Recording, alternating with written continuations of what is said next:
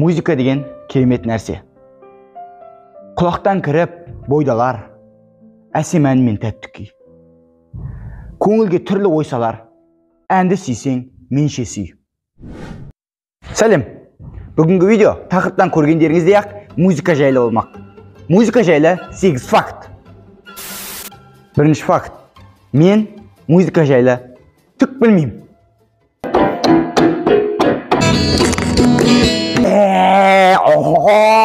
Музыка жайлы түк білмеймін.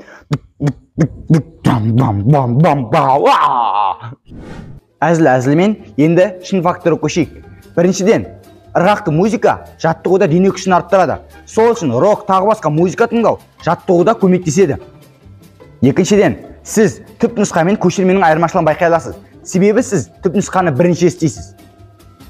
Үшіншіден, сіздің жақсы көретін музыкаңыз сіздің жақсы көретін эмоцияңызбен байланысты болғандықтан сіз ол музыканы жақсы көресіз.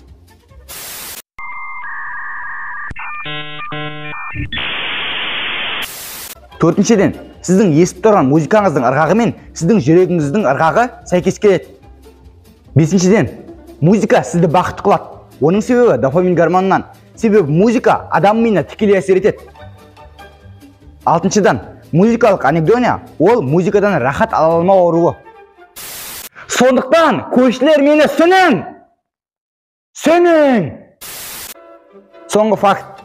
Музыка адамның дәм сезуіне әсер етеді. Сол үшін түнгі клубтарда адамдар көп ішімдік ішіп қояды. Осымен факт жүруге қайдан ғана келсе қалдым. Құлақтың миын жеп қойды. Сендер әлі көріп отырсыңдар ма? Мына музыкада ойнай алмайтын адамды әлі көріп отырсыңдар ма? Мен құлақ етін жеп қойды.